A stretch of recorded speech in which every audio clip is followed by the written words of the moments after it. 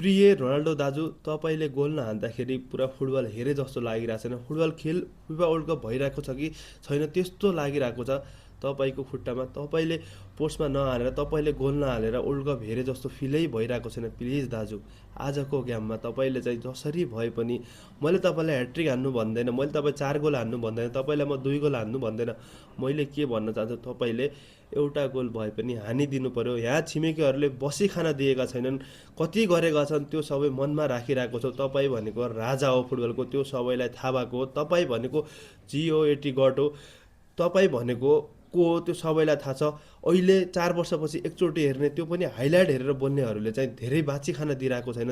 Please दाजु, तपाईँको goal आउनु पर्यो, पोर्चुगलले जित्नु पर्यो। के भन्दैछन् भने पोर्चुगल चाहिँ फर्स्ट ग्रुप स्टेजबाट बाहिरिन्छ। तिनीहरूलाई के थाहा दाजु, तपाईँ हुँदा भएपछि तिनीहरूलाई के थाहा?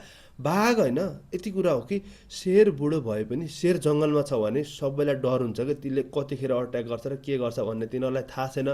त्योवाला चाहिँ दाजु तपाईँले देखाउनु पर्यो। अरू कुनै सुन्नेवाला पनि छैन, कुनै बाहना पनि हामीलाई चाहिँदैन। तपाईँले गोल नहान्दाखेरि, पोर्चुगलले नजित्दाखेरि हामी कहाँ गएर बसौँ, कुना काप्चा लुकौँ भनेर खोज्न बाध्य परिरहेको छ। अहिलेसम्म बसिरहेको छ।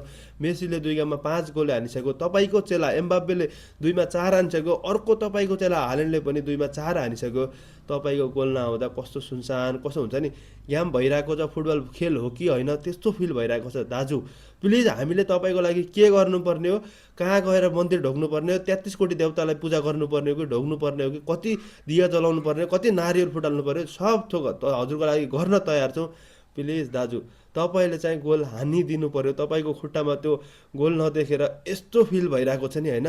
वर्ल्ड कप हो त यो, खै मलाई वर्ल्ड कप जस्तो पनि लागिरहेको छैन। त्यहाँ चाहिँ पोर्चुगल छैन जस्तो क्या, रोनाल्डो दाजु छैनन् जस्तो लागिरहेको छ।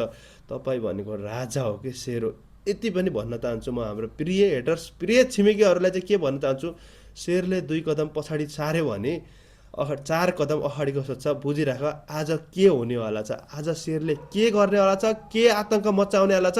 आज जङ्गल फाडिन्छ, जङ्गल सुनसान हुन्छ।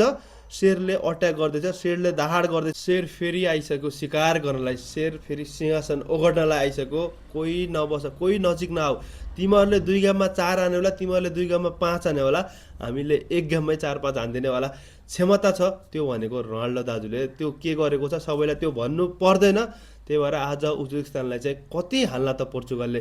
मेरो प्रिडिक्सन छ केटा, 3+ गोल आउनेवाला छ, कन्फर्मै हो। यदि बुझ 4-0 हुनसक्छ, किनभने हामीसँग हरेक कुरा राम्रो छ। यति चाहिँ हो, अब चाहिँ रोनाल्डोलाई सपोर्ट गर्नुपर्छ पोर्चुगल प्लेयरले।